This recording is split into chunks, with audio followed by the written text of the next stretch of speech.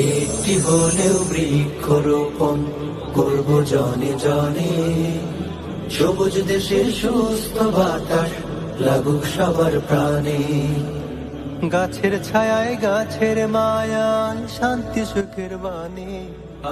বাংলাদেশ ইসলামী ছাত্র শিবির কর্তৃক আয়োজিত আজকে কুরই মাদ্রাসা আদর্শ সাথী সেবা কর্তৃক আয়োজিত মাসব্যাপী কেন্দ্র ঘোষিত যে বৃক্ষরোপণ কর্মসূচি, এই কর্মসূচিতে উপস্থিত হয়েছেন বাংলাদেশ ইসলামী ছাত্র শিবিরের জয়পুরহাট জেলা শাখার সম্মানিত স্কুল কলেজ কার্যক্রম সম্পাদক ভাই মোহাম্মদ দূষণের হাত থেকে পরিবেশ বাঁচাতে বাঁচাতে বিশ্ব প্রকৃতি।